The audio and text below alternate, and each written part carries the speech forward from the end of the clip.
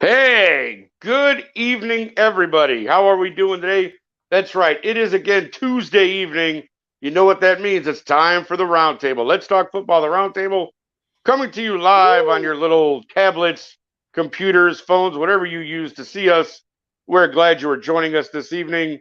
Of course, I am Nick Rosario, I don't know what you want to call me, but I'm here. And I do a lot of the talking in the beginning because that's what I do. And then, of course, I want to introduce to you my lovely co-hosts on this wonderful roundtable. First, we have the lovely and talented Delilah Crespo, who is always here with her bird in the background. We love him. Hopefully he'll join us at some point because he always has something interesting to say. Then, of course, below her, well, I don't want to say he's underneath all of us, but maybe he is. The man with the plan, Mr. Anthony Handy, Mr. Fingers. How are you this evening, sir?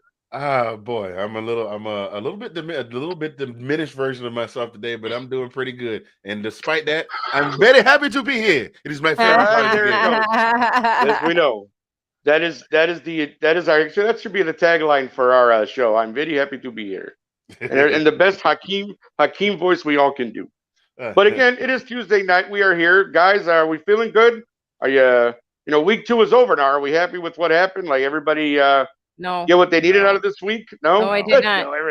No, I did not. Well, I think we all know why that is. Delilah and I suffered a crushing loss to the Green Bay Packers. Was it 24-7? I don't even 24-7. I was disgusted. 27-10. Sorry, that was the score. Yeah. Hello again. Kate. We do have people watching. Hello, Kyle. Hello, Kate. Hello. I think Anthony even chimed in there that he's watching, even though he's on our show. So that's what he does. There you go. You're a funny guy.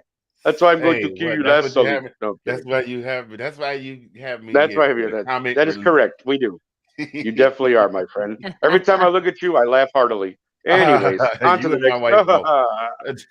Oh, hey now. But anyways, we are here to talk football, all jokes aside, but we do love a good ha-ha. But as always, you guys know our first segment of the week is the coin toss. Take it away.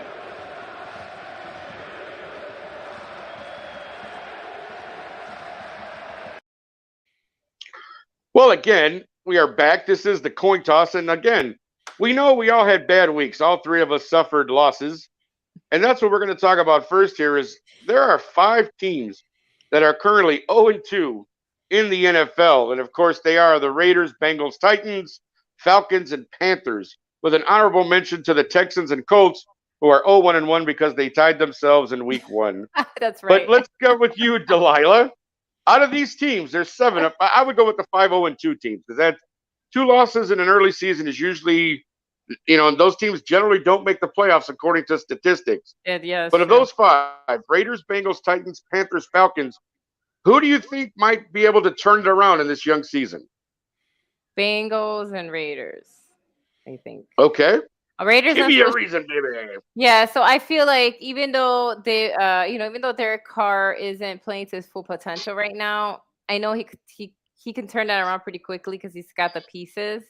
So even though they definitely fell apart there, especially Renfro there, but I feel like just the pieces he has with Devontae, I mean, I said that was going to take a while, right? I said it here on the show. Sean gave me props, right? I said I don't think it's going to be the same chemistry between Devontae and Derek Carr, even if they played together in college. But Well, he had 3 attempts thrown to him yeah, so yesterday. That was it, right? 2 or I 3. had a feeling it wasn't going to click that quickly, but I feel like they will eventually click, right? I think that they are going to find a way to mesh, and so it's possible they could turn it around. But like the Raiders, for some reason, are just jinxed. Like we've seen it for just I don't know what it is, but we've seen it year after year after year, right? They go far, but maybe this is when they could make a turn because they're starting awful. So maybe they could flip it and like make a good run for it. We saw teams last year that we thought weren't going to make a run, and finally, at the last minute, they start winning games, right? Because it's a longer season, too. So last year, we saw miracles happen where teams that we didn't think were going to make playoffs made playoffs, and others got super close. And also, Bengals, like, I still feel like, even though they start off shaky, it's still Joe Burrow, and I feel like they still have a chance to really make a difference. With the Panthers, Mayfield is being Mayfield. Sam Darnold is injured, so they don't even have him to come in and step in. So I don't even know when he's available again, right? Because that's also one of the reasons we haven't seen him, because I'm sure they would have started him if he wasn't hurt, right? To see if they could win some of these games. And so I just feel like Panthers are just not going to go anywhere because they still don't have any idea what they're doing at quarterback. Like they just can't figure that piece out. And so I just don't see them turning that around, Atlanta might, No, because really okay. only because we saw them actually come back and actually overtake. They got close to beating the former Super Bowl contenders, right? So, Mhm. they just need a quarterback too, man. I'm sorry, you guys just I don't know, like you need you got to go draft a QB. Well, You they haven't. did, but I They don't know did, how but soon he'll play. yeah, I right. mean, But Desmond Ritter is there, oh, but that's right, Ritter. I it, forgot. I'm sorry. that's okay. No, but Desmond Ritter is there. But how? And Anthony, I'll come to you since this is your team. This is one of the 0-2 teams. Are your beloved Falcons? So, I Yeah. mean, out of these 5 teams, though, what do you think?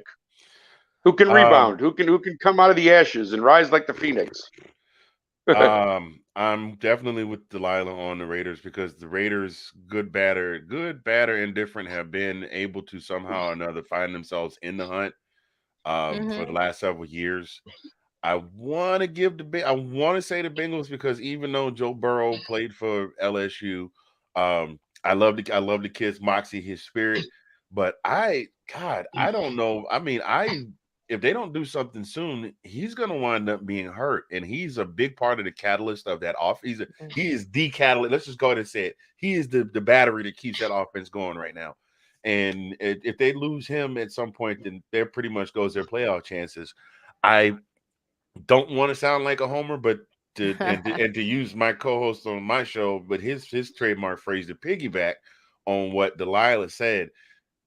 Being a Falcons fan, one thing that we have seen them every year, year in, year out, fourth quarter collapses. And just newsflash for those of y'all with the 28-3 jokes, that was not the first time that the Falcons collapsed in the fourth quarter. That's just the first time they did it on the big stage where all of y'all were watching just before it just used to be us watching. But for them to show some fight and some scrap in the second half of the game and try and fight their way back in, many a time the Falcons had opportunity and all they needed was a win or two to get their foot in the door in the playoffs Mm-hmm. that they weren't able to win because they weren't able to close out the second half. And that's something that I haven't seen in a very long time. So yeah, I mean I'm going to go with Lord have mercy. What did I just say? You said I'm getting Raiders. old. You said The Raiders. Falcons and the Raiders. Thank you. No, see that's fine. But personally, I'm not sold on the Raiders, man. I'm just not. And going 0-2, being in that AFC West division just doesn't go well for them. I think. I mean, you still got to play those other teams a couple times, and I just, like you said, I mean, how do you bring Devontae Adams over? The first week he has a killer week, and then you come out and throw 3 times to him. Now I get it; he's probably double teamed. Like I didn't see the game, so I can't comment fully. But I got to imagine that he had to have been open more than 3 times in that game. And the Yeah. way that Arizona came back in that fourth quarter alone, just that. I mean, it does make you wonder what's going on there. I don't know if there's tons of injuries or that sort of thing. I mean, I just think the Raiders don't have what it takes personally to come Right. back. No, you're Again, probably right. we will see it as the season goes on. We will see how that goes. I maybe like it. maybe Alex they're says, all gonna speaking from bust. somebody.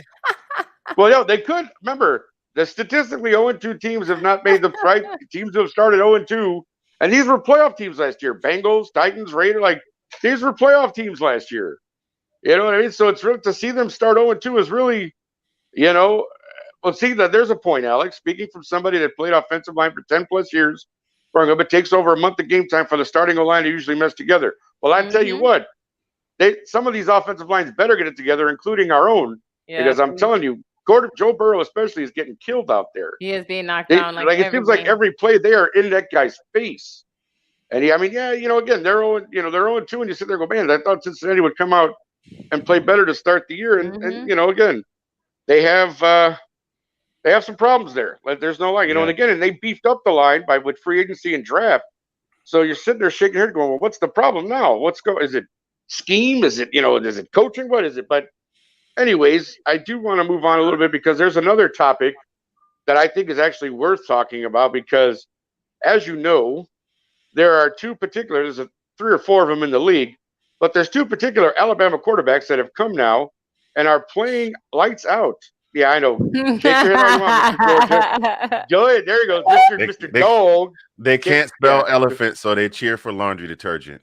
I said, Listen to this guy. Hello. As you can tell, the hater ate is very, he's been drinking it all day, Mr. Handy. But yes, since January, baby. Yeah, I know. We know. That's okay. But these guys are in the NFL now, so you ain't got to worry about them. Tua and Jaylen Hurts. And then there we go. Producer Sean says, roll tide, of course. There we are. Let's just stir the pot more, shall we? I love it. Who wants to smoke? I always do. But anyways, Tua and Jaylen Hurts, huh? How about this? You got 2 guys who have really got their teams playing with a 2-0 to start the season. We know that the Eagles, barely got by the Lions in week 1, but then they come around and destroy Minnesota, who destroyed Green Bay in week 1. So for one, I'm not quite sure what to make of the Eagles. Obviously, the offense is moving. The defense played much better yesterday. But Tua, I mean, between Tua and Jaylen Hurts, obviously Tua with the Dolphins, the comeback against Baltimore yesterday or Sunday was incredible. Like I did not gonna lie, I did not see that coming. And for that, for that big of a win for that program, what do you guys think? I mean, Tua, Jaylen Hurts, who do we think carries the team further this year? What do you expect from these 2 guys? Handy, we'll start with you. I'm gonna go with Tua, and the reason that I say that is that I mean the kid is that this doesn't have anything to do with anything statistical or anything like that. It's just he's a kid that we have seen the first time I saw at the expense of my own team winning the national championship, that will grab the moment when he's in the spotlight no matter what the circumstances are. Nobody knew who the kid was. He came in, he did what he had to do. They won a national championship. He comes into the league, he gets hurt. They say he's got a weak arm. They say he's brittle boned, and he's still in there digging and scrapping. And the Ravens, as dominant as the Ravens looked the week before, for him to come in and dismantle the Ravens the way that he did, I'm going with Tua. Plus that with Jaylen Hurts, Jaylen is good as long as the momentum is going. If you slow his momentum down and get inside, he gets inside his head. That's just my yeah. I saw that happen with him in college, and I've seen it happen. I saw it happen to him at Alabama. Saw it happen to him in Oklahoma, and we saw a little bit of it last year. And so I'm definitely going with Tua. All right, Delilah, what say you? Yeah, I actually do agree with Anthony, because basically last year I feel like we're basing it off of what happened last year, and last year there was always still like they decided they were going to go with him, but they're still coming off of how they were switching between quarterbacks, right? They were, he was still trying to figure out how he was going to play with Miami, and all he was missing was pieces. Right. We were, by the way, a lot of us were questioning. We saw the memes about Tyreek Hill going to Miami, but who's laughing now? Right. So obviously, obviously Tyreek Hill saw something before we did and realized that if you give Tua a winning team, right? If you give him weapons, because he still has Waddle. We know that kid was lights out last year, his rookie season, right? And now he's got Tyreek Hill, Mr. Cheetah over there, and we saw he could pass, right? I started joking, oh, he can't pass. He had over 400 yards on Sunday. No, I mean he was throwing the ball, he was slinging the ball, that's for sure. So like So, yeah. now, I know that people could say, and it's true, we did see that the fourth quarter the Ravens defense disappeared, but still 6 touchdowns. That was almost like an Al Bundy type thing. Remember, like Al Bundy, that's always a joke. And Hey, 4 touchdowns four touchdowns at Polk High. That's Yeah, right. Sure. so it was kind of like that type of day, right? You're like, what just happened? We all thought, by the way, Ravens had it because it wasn't like Lamar messed up. He did it. He balled out too. And so like, you know, he did his thing, but this kid went out there and said, nope, I guess I'm going to try it. I can't hate on that. I can't hate on that at all. So I think I'm curious about next week because now that's the real challenge because they're going to play the Bills. And so, yes, they are. Now I know the first 2 teams, the Ravens are a good team and they came back and beat them. The first week, people would consider that a mediocre team, but they still won. Doesn't matter, right? So, like, they're 2-0. Now they're going to get a real, like, challenge, in my opinion, playing against what people consider Super Bowl contenders, right? So, he's gonna play against MVP or at least in the line for MVP, right? Josh Allen. And so, like, I think that's where we're gonna see their medal. Like, if the Dolphins beat the Bills, I think we need to be quiet. You know what I mean? Well, I think a lot of people will be quiet. Everybody will be looking at the TVs like, what did we just see? Yeah, right now that stands to be a big if, but I get what you're saying. I think we'd all be a little surprised if the Dolphins somehow, beat up on Buffalo next week. But I think that's some good stuff for now. We got, the coin toss is always a popular segment with our show, and we appreciate the opinions of our guests and our panel here. But we're going to take a quick video break. This is an ad for our Sunday show, which hopefully you'll check out on Sunday.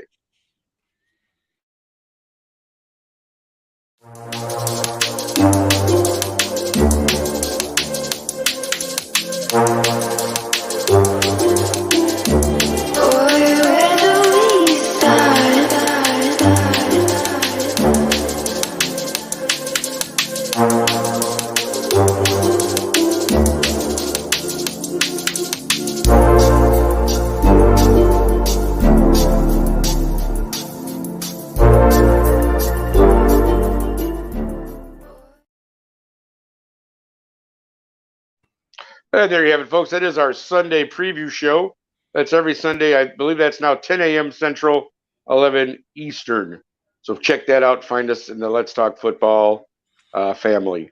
Now we're going to go on to one of our popular segments here, right? Everybody loves to hear from the lovely Delilah. So Here we are. Delilah's segment is This Day in NFL.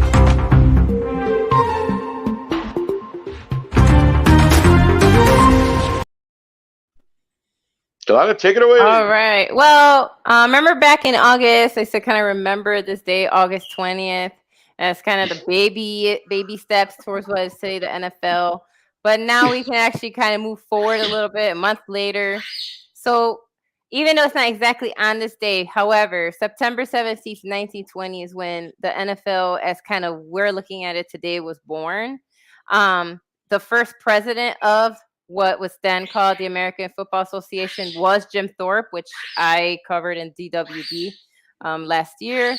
And so he was chosen as its first president. Now, what's interesting is that pro football was already around back in the 1890s, but these businessmen, right, were like, who owned these teams that were scattered all over the country, right? Kind of, there was no organization. You had kind of people's teams in the Midwest. You had people on the East Coast. And so these wealthy kind of football owners were like, well, we got to kind of do something a little better that's a bit more organized to kind of bring things to order. And so, about 15 NFL owners kind of met, which included George Halas, Mr. Papa Bear. He went to Canton where owners of 11 other franchises were meeting: the Canton Bulldogs, the Decatur Staleys, Chicago Cardinals, because I don't know if you guys know that they used to be our team. Now they're Arizona Cardinals.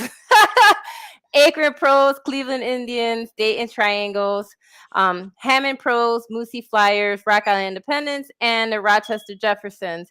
And so basically all these guys kind of met, and according to the first meetings, one of the teams that was supposed to be part of it decided they didn't want to be part of this team.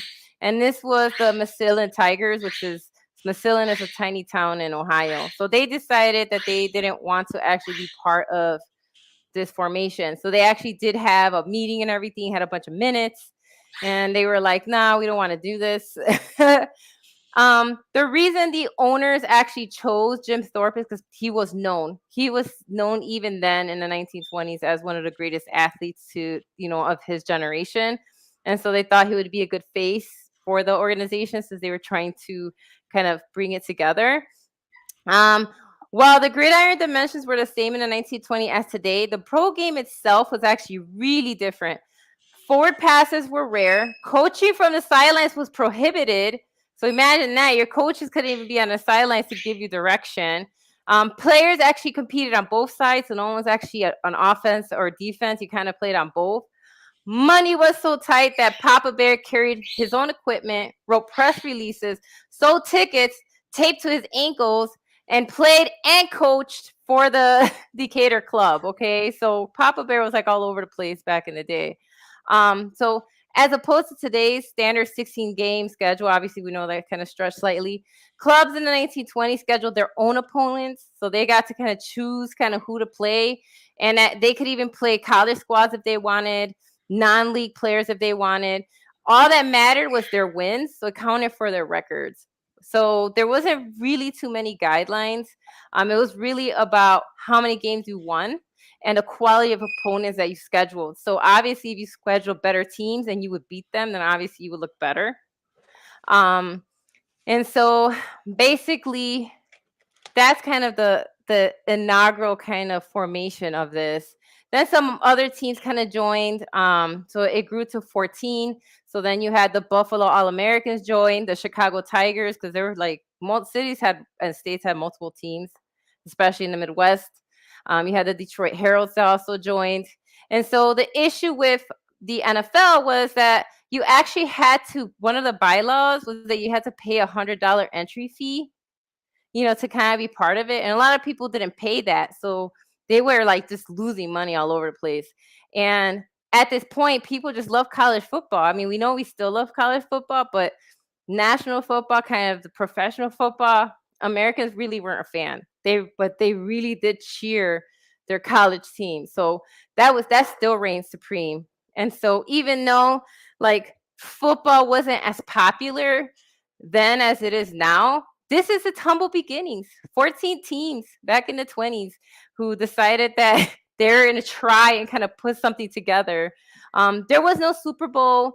Basically, the way that the winners were chosen was kind of like in college. It was by ballots. So it was basically like they all kind of got together and voted for who would actually be crowned champions. And so that's basically kind of how they were chosen. And so the first championship kind of winner was the Akron Pros, because they completed the season undefeated with 8 wins and 3 ties, while only yielding a total of 7 points to their opponents in that whole season. And so that's why they were chosen, and they were called world champions.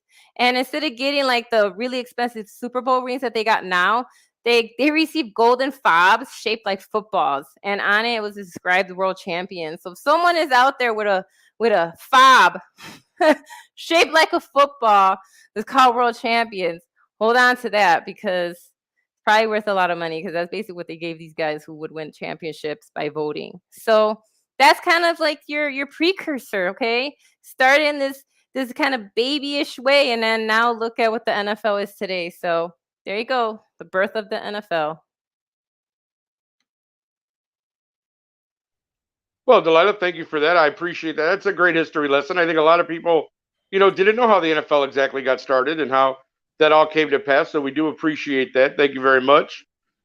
Well, time to move on, folks. And this is a fun segment because this is where we bring in our special guest every week. And this week is no different for our Game of the Week segment.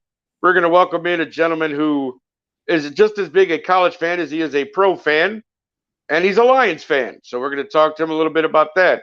Please welcome to our program, Mr. Alex Loosemore. Alex, come on down. You're the next contestant on.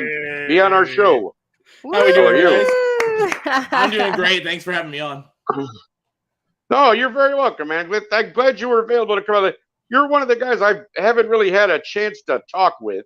So I'm very happy that you were able to make it on this week so we could get your pretty face out there, even though you're a Michigan fan. It's okay. We appreciate that as well. I know you're probably from the greater Detroit area or something. So that's, or Michigan area, somewhere in Michigan. Detroit, but there you go. So there it is. See, there's the Lions affiliation right there. But no, let's talk about your Lions seriously because, coming into this year, there was a lot of speculation that maybe the Lions might actually make a little noise this year in the old NFC North. And of course, after that, almost comeback win against the Eagles in week 1. And then and then of course, producer Sean getting, he'll be okay. He's probably in his feelings, crying in his, girlfriend's lap because her team beat his team and all that good stuff. So, he'll be okay. But yes, as we all know, the Lions beat the Commanders this week. But I want to get your opinion, Alex, as a guy who follows the Lions very closely. These first 2 weeks, what have you seen? What are your, what are your takeaways from the first 2 weeks? To be honest, this is a lot of what I expected. This is an offense that, when fully healthy, can push to be pushing the top offenses in the league. I won't say they're there. They're right. They can be in the discussion. I mean, we've got 389 rushing yards. We're over 1,000 yards of total offense already. The offensive line it's almost 4 yards before the running backs are even touched on average. Swift is averaging 10 yards a carry still. Amon-Ra St. Brown is pushing that wide receiver 1 conversation. So the offense is great. Everything's going really well offensively. The defense is still a year or 2 away. Hutchinson looks amazing already. Okudah looks really good coming back from his Achilles tear. Malcolm Rodriguez, the star of Hard Knocks, is looking really good so far. So there's little bits and pieces to like, but there still needs to be work done there. So I still see it as like a middle of the road team, slightly below average. Okay. But it's a team that can do a lot of damage week in and week out, depending on the matchup. Well, I think that's kind of what I'm looking at, because again, watching them almost come back on Philadelphia in week 1, I actually was rather impressed, with the offense. And I went, wow, a lot of people are like, Jared Goff can't do this, can't do that.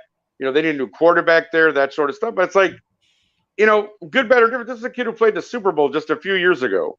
Yeah. And I always thought that, when the trade happened, when Matt went to, the Rams and Jared went, I thought if you give Jared a chance, he might actually impress some people. And I think now, if nothing else, he's at least running this offense. And I think, as you said, with having almost 1,000 yards in 2 games, there's a lot of teams that are nowhere close to that in their total offense. So I think you have to at least sit there and raise your eyebrow and go, Detroit is trying to make some noise. Again, like you said, maybe the defense is a year or 2 off. But do you think the offense can maybe carry you to about 7, 8, 9 wins? What are you thinking this year? In most years, I would say no, but the NFC North lined up with an easy schedule this year. So yes, I think that 7 to 9 win range is very possible this year. Playing Carolina, who looks bad, the Jets, who still look bad. Our division seems to be all over the place right now, so who knows who's going to win those games. The Giants look really good right now, but by then, who knows? There's a lot of winnable games there that I think, I expected 7 or 8 going into the year, and I'm sitting right around that right now still. Okay, that's fair. That's fair. Anybody else have anything else to add? Any questions for Alex and his Lions? I see the brain stirring down Everybody's there. like, well, right. I definitely see the little rat. I definitely see the rat in the wheel going, but I didn't. No. Anyone? I honestly, I would Bueller, be anyone? totally fine if a miracle happens and the Detroit Lions win the division. Like I would be okay with that because I know my team is not going to do that. Yeah. Well, I feel the same way about you guys as I do about Atlanta. Is you guys can be right there in a lot of games, and you never know which way they're going to go. right. I'm with Alex on that one. I think no, but I think it's a different attitude in Chicago. Again, we're not going to win every game. I know that, but as long as we're competitive, I'm going to be all right with that because I think we'll be in most games. And the same as Detroit, we can eke out seven wins. Depending 7-8 wins, depending on how this thing goes. Because nobody outside of maybe the two few teams we're going to talk about in a minute. Right. No one has overly impressed me in this first 2 weeks outside of maybe Buffalo and Miami, to be honest with you. His team is actually scoring points, though. They've got like 35 points. They got 27 points. So like 3 straight games of 35+ points. It's nice to have, a quarterback that passes or that they let him pass the ball, So congratulations on you, sir. I think the thing is it's an offensive line that allows him to pass the ball. I think that's that's the difference right? there. Protect the quarterback. Give him time to throw. That's absolutely what we need there. Yeah, but all right, no, that's fine. Again, go Detroit. It looks good. Right, I'm impressed with your Lions so far. Again, I will root for them unless they play the beloved Bears the 2 times they do. So I will root against them then. But right, but for the most part, I think we're in each other's corner. It's fine. We are. We always have been. Yeah, right. Well, I'm hoping that in a few years we're the top of the division and the Packers and Vikings aren't. So that's what I'm hoping for anyway. In a couple years. Right, they go take a back seat. Right. It'll be Bears and Lions for the next 10 years, hopefully. But Bears and we'll Lions, go from there. oh my. That's right. Oh my. Well, let's get to our game of the week. And our game of the week was actually picked by our guest. So Alex is apparently most looking forward to Buffalo, Miami, which I can't argue with that one because this one, as much as real quick, I'm going to get my opinion out of the way so you guys can talk. I've been debating this game all day because I've been looking at the line. Right now it was about -5 for Buffalo. And I was like, -5. After watching what they did to Tennessee last night and what, week 1, the way they took care of the Rams, Miami looks much improved. I just don't see them getting past Buffalo yet. If this game was maybe week 7 or 8 and like more had happened, I might be more inclined to give Miami the benefit of the doubt. But it's only week 3. And Buffalo's just playing on another level, my friend. It just seems like. Yeah. So that would be my pick. I would go with Buffalo this week. But Delilah, give your opinion of this game. Buffalo, Miami. I think Miami's going to be competitive. I think that they're going to keep building on their momentum, and I don't think they're going to get rolled over. And we saw that they actually have a pretty decent defense, right? That could make plays, make stops. So they were able to get the ball back to Tua when he needed it, and then he turned that into points. I think that it's not gonna be what people assume it is. I think, I actually wouldn't be surprised if Miami wins by maybe a field goal or even a touchdown. I don't think they'll kill the Bills. I don't think they'll stomp out the Bills because the Bills defense is too good for that. But I wouldn't be surprised if they win by by a score. Okay. All right. Nope, that's fair. Mr. Handy. How about you, sir? Looking forward to this game? I am indeed. I hope the local affiliates out here will actually have it on television, or I might have to borrow your password for your ESPN Plus, Delilah. All right. I know who's making these choices. Right. We here on Let's Talk Football, the Roundtable, do not encourage any way of sharing of passwords. So thank you very much. Just let me get that disclaimer out of the way and go. Mr. Andy, you're on. No, I am. I'm with you. I think it's gonna be a hard fight. I think this is probably going to be Buffalo's first test because no matter how good a team is, somebody tests them every season. Even the '85 Bears got tested. They rolled over a lot of teams. But I think this is going to be their first test of the season, and I think it's going to be a little bit of a. It's going to be Miami's real test too because Buffalo's only giving up 8.5 a game. I know we're only 2 games in. But 8.5 a game. That's still ridiculous. Yeah, that's still absolutely ridiculous. I wave my little UGA flag here for a minute. That's like, last year Georgia was holding people and not letting them score at all, and then Kentucky scored not one but 2 touchdowns on them. So this is going to be Buffalo's first test, and Miami, I think if there's anybody that can test the Bills this year, Miami is that team. I'd said earlier, I got all love and respect. If it's anybody I think can do it, the Tua can do it. So I'm looking forward to. I just want to see some fireworks. All I want to really see is a good, hard-fought game. I don't want to see one team go in and completely steamroll the other, because that would just make it a disappointment. So that's what I'm looking forward to. All right, well, Alex, how about you? Do you think one of the teams gets steamrolled, or what do you think of this? No, I don't think it's going to be like the games of the last few years where Buffalo just comes in and just absolutely manhandles Miami. This is a different Miami team than we've seen recently, and it's mainly because of what that offense is doing now. Tua's got more than one weapon to rely on, like to have both Hill and Waddle on the outside. If they still figure out how the heck to use Gesicki, because he's still a very good tight end. Like they're already getting almost 370 passing yards a game. I know it's 2 games, but and it's That's mainly with 2 guys. Like, so I think this will go kind of like Delilah was saying. I don't think Miami's going to take it, but I think Miami covers that 5.5 point spread, whatever it's at. Okay. I think Buffalo's going to get tested. I think if it was in Buffalo, it's different. Playing in Miami this time of year, that weather's still a pain to deal with, especially coming from Buffalo. So I think it'll be a tough one. I see Buffalo coming out by like a field goal. All right, no, I mean, I think we're all looking forward to this game seriously, because again, when you got 2-0 teams early in the year that both have those high prolific offenses, it's always the defense that comes into play in these games. Yeah, for sure. So I'm not going to lie to you. I know that sometimes this is what happens, and I'll die if this is like a 10-7 game, just because Miami, the defense takes over on both ends. So I'm just saying, like, you got these 2 high-powered offenses, and all of a sudden the game's like, 14-10 or 13-10 or something, and like the defense just takes over on both sides. Well, no, and they're great to see sometimes, because you're like, well, that defense really played well, and that offense, so. I don't know what's going to happen, but I'm definitely looking forward to that one again. As you know, I do my picks every week, but this is one game I stayed away from just because I couldn't make up my mind about that 5 points either way. So I left that one off my table this week. But again, we want to thank our guest, Alex Loosemore, for coming on to chat with us. Alex, it's a pleasure to have you on. Now, you can see if you haven't had enough of Alex's pretty face, you can catch him every Saturday on the Let's Talk Football College Show, which we are now going to go to a video for. Enjoy this. All right.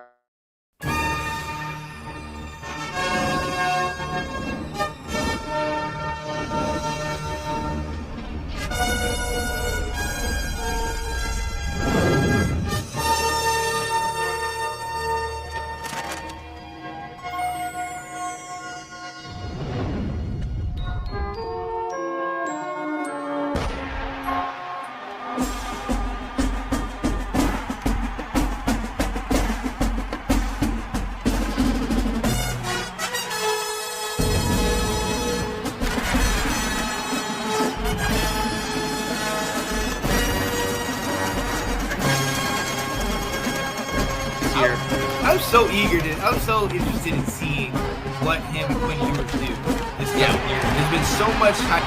We should have a pretty dangerous running back in Blake Corum. Maryland's gone.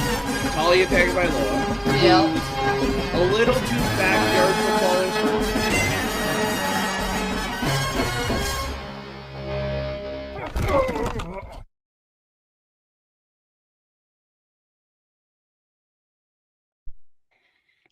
Well, there you have it, folks. That is the Let's Talk Football College Show. That's a beautiful one, actually. I do enjoy that commercial tremendously. That stars, of course, Sean, Kate Alverson, and our guest this week, Alex Loosemore. So make sure Saturday morning you need your college fix. You see the 3 of them before all the games start. So now we're going to move on here. Of course, we have another popular segment coming up next. This one starring the aforementioned Mr. Hendy, Mr. Fingers, as he was. This is the Rookie Spotlight. So, Mr. Fingers, take it away, my friend. Thank you very much, sir. Appreciate you. Hello, everyone. Hope everybody's been having a good week. This week, I decided to go ahead and follow my heart and my fandom. And I took this one all the way from Oklahoma City, almost 23-hour drive along I-40 east to a small town right outside of Atlanta called Athens, Georgia. That is where a young man by the name of Yuri Trayvon Walker, who is our rookie of the week, played his college ball at the University of Georgia, where he amassed in 36 games 65 tackles, 13 tackles for loss, and 9.5 sacks. As a freshman, he made the All-SEC team in 2019. We all know what that evolved to during the 2021 season under the tutelage of defensive coordinator Dan Lanning, that absolutely legendary defense that we just talked about not too very long ago, that propelled the University of Georgia, the Dogs, as we like to call them, go sick 'em, to the national championship this past January. And as a result, Mr. Trayvon Walker was the number 1 pick in the 2022 draft, being picked up by the Jacksonville Jaguars. And now, here is what I love about Trayvon Walker. It's easy to come on and say somebody, oh, that guy's a beast. That guy is such and such. This guy is so-and-so. Here's what I love about Trayvon Walker. Trayvon Walker is 6'5" and 276 pounds, but the kid runs a 4.5 40. I say kid, I'm getting old now. I can look at him and call him a kid, even though he's a grown man. He runs a 4.5 40. Now, what that means is that he's got great closing speed. I know that doesn't, he's fast, yes, but he's got closing speed. He's able to shoot the gaps. He played a lot of defensive line in college. Now he's an outside linebacker, but he played defensive line in college. He's able to shoot gaps in the offensive line during the schemes.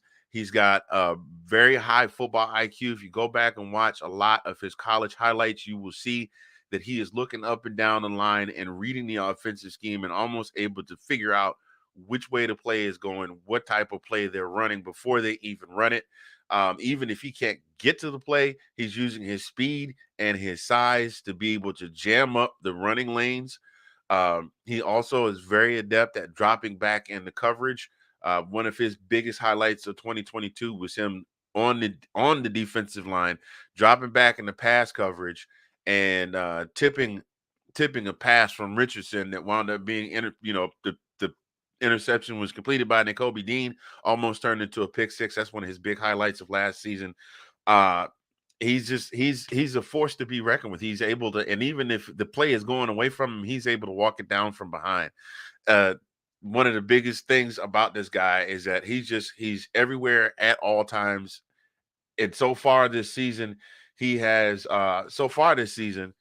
amassed 7 tackles, 1 sack, and 1 interception.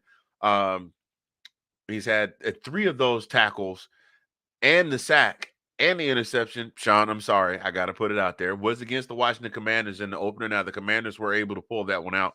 But this guy staying healthy going forward is going to be one of the most explosive and exciting defensive players that we're going to see in the league for quite some time. So, ladies and gentlemen, boys and girls, thank you very much for your time. Your rookie spotlight of the week, Mr. Trayvon Walker.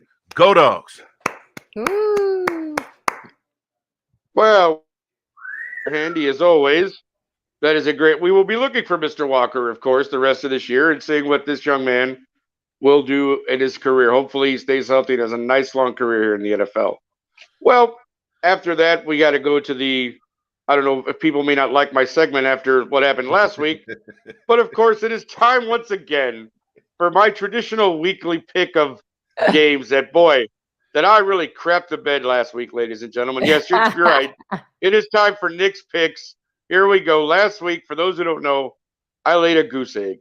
I went a big 0-4, making me 2-6 for the year so far. So, trying to redeem myself this week. Of course, I have 4 more games for you because I will never give up. I will never quit. You will never get me to. So, here we go. My first game this week is Rams-Cardinals. Now, again, we all saw the Cardinals and that massive comeback they had in that last quarter against the Raiders this past Sunday. But they get the world champion Rams who are, and they are 1-1, but they've looked a little shaky in the last 2 weeks. They got beat up by Buffalo and barely got past a Falcons team that started to come back in the fourth quarter. But Rams Cardinals, the Rams are still favored, -3.5, and I'm banking on the fact that the Rams are going to rebound and and show a much better performance this week. You still got Jalen Ramsey on defense, and a good, Aaron Donald and the boys. So I'm going to bank on the Rams having a nice comeback week here against the Cardinals, who have been known to give up a few points. So I'm going to take the Rams -3.5. My next game is a Monday night clash. And boy, this one could be something. Giants Cowboys. Now, who would have thought, honestly, that before the season started, the Giants would be a favorite in this particular game?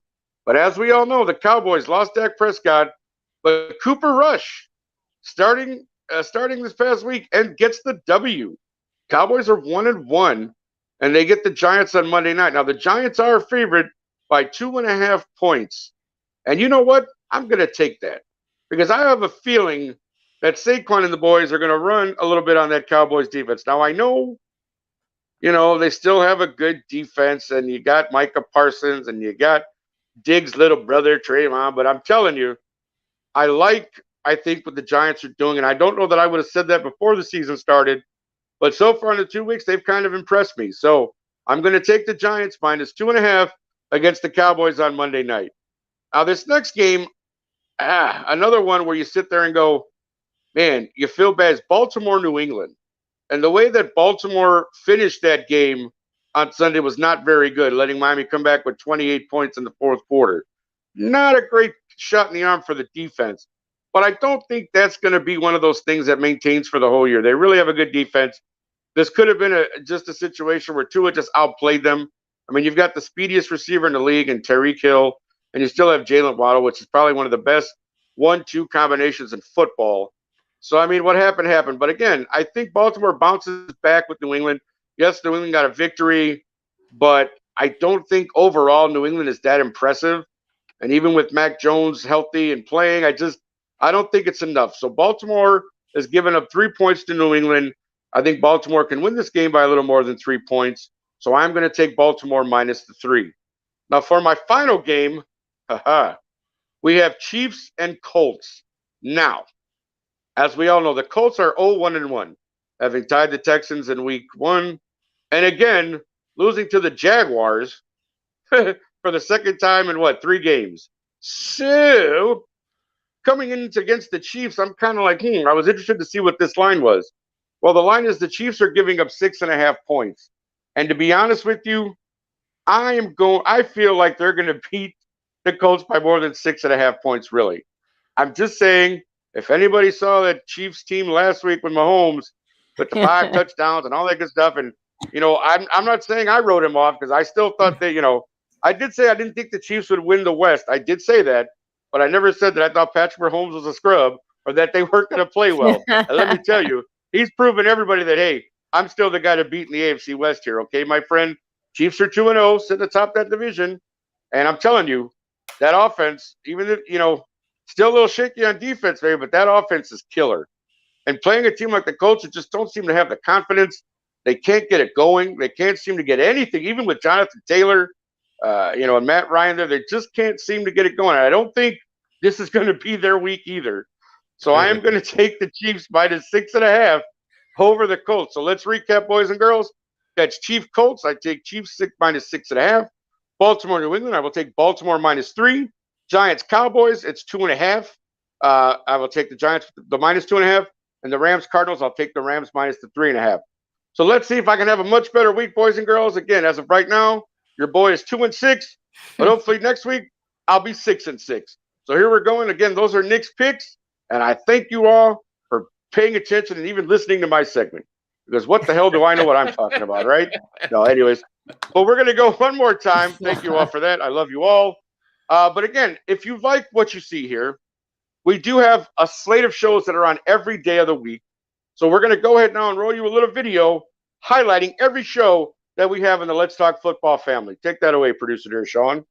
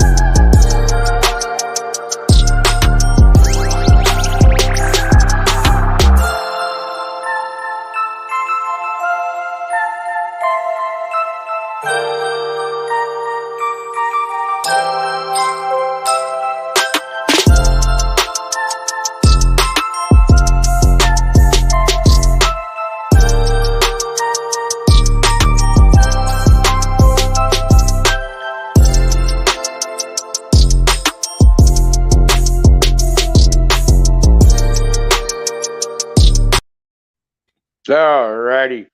Well, of course, again, that is the slate of shows that we have here in the Let's Talk Football family. So definitely check us out. We're always on Facebook Live and Twitter and Instagram and YouTube. You can find us anywhere. Let's Talk Football. Put it in your search engines. Find us.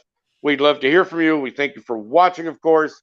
But we have come to that time of the show that I think we've all come to love. There's a little segment that we do like to call One Last Thought. And so, again, let us go with the one last thought. We'll start with you, Mr. Fingers. Go ahead and give us your one last thought for this week. Yeah.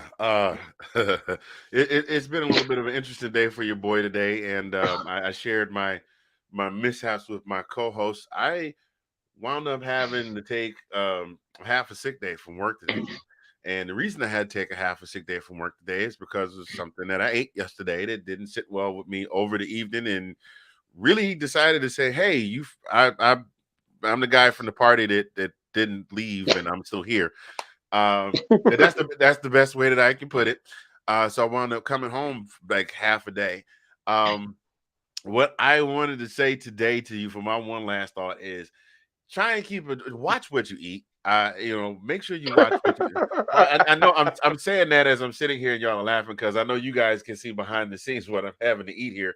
But this is my first meal of the day. But watch what you eat, because for the last 2 years, for the better part of the last 2 years, especially the first year and a half, a lot of us fell in love with these little things called DoorDash, Grubhub, Uber Eats, and anybody that had a delivery service. And it became very easy to just fall into that pattern of getting that food and eating out and things of that nature. Now we know that half of that stuff is not bad for us, but Johnny Dean, don't you start that foolishness with us today.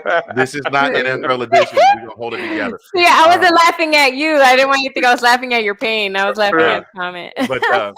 But and your yeah, pain too, but yeah, but so yeah, that stuff, we know that stuff's not good for us, but it's so doggone delicious, but it's not good for us. So just make sure you kind of keep a watch on what you eat.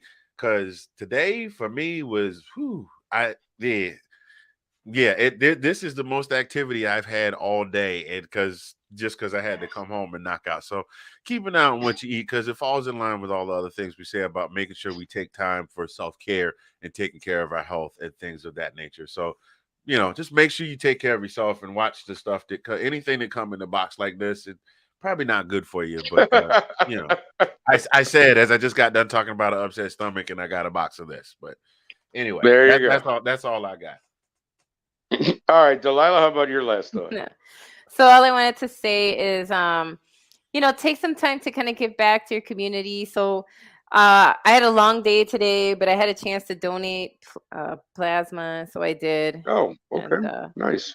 It's a longer process than blood, because it's a whole thing, but but it's desperately needed, like more than blood, even because they use it for so much, for medicine, for therapies. Like, I don't know if you've ever Googled blood plasma and how important it is, but it is just life-saving.